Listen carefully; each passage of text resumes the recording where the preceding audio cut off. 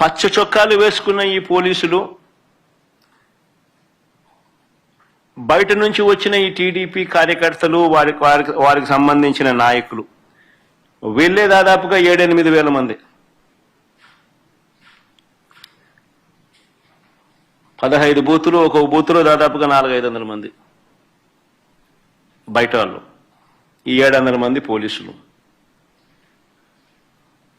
ఈ సంఖ్య దాదాపుగా 7,000 మంది, 7-8 వేల మంది.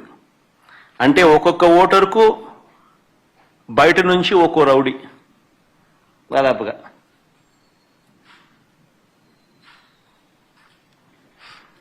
ఈ ఎన్నికలు స్వేచ్ఛగా జరిగాయి అని ఎవరైనా అనగలుగుతారని అడుగుతా ఉన్నా. ఈ నేపథ్యంలో టీడీపీ మంత్రులు, ఎమ్మెల్యేలు ఎన్నిక జరుగుతున్న గ్రామాలలో అరాచకం సృష్టించుకునేందుకు ఈ గ్రామాలను పంచుకున్నారు.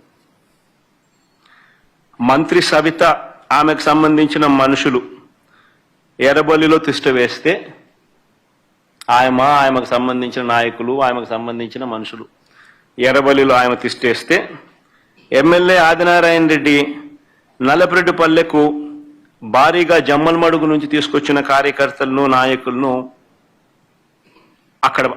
అక్కడ తిష్టేయడం.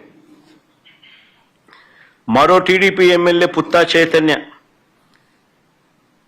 ఈ కొత్తపల్లిలో 100 మంది తన కార్యకర్తలతో తాను అక్కడే మకాం.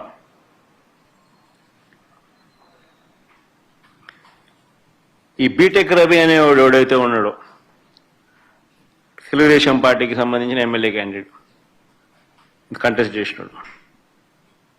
ఈ మనిషి పులివెందుల రూరల్ ఓటర్ కాదు. ఈ బీటెక్ రవి అనేవాడు పులివెందుల రూరల్ ఓటర్ కాకపోయినా కూడా తాను కూడా కనంపల్లిలో తిష్ట వేసి దౌర్జన్యం చేసినాడు.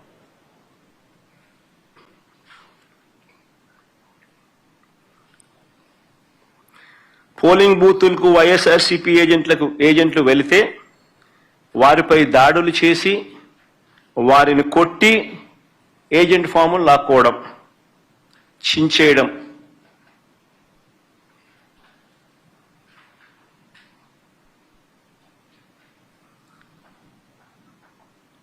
ఓటర్లు ఎవరైనా ఓటింగ్ చేయడానికి పోతే వారి ఓటర్ స్లిప్పులు లాక్కొని వాళ్ళని వెనక్కి పంపించేసేయడం. ఆ ఓటర్ స్లిప్ వీళ్ళు తీసుకొని పోయి వీళ్ళు ఓట్లు వేయడం.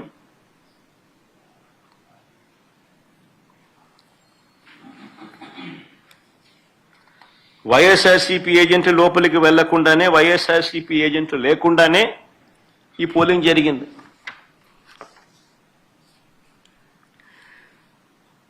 ఎవరైనా బూత్ వైపుకు వచ్చిన వారు వైఎస్ఆర్సీపీ ఓటర్ అయినా,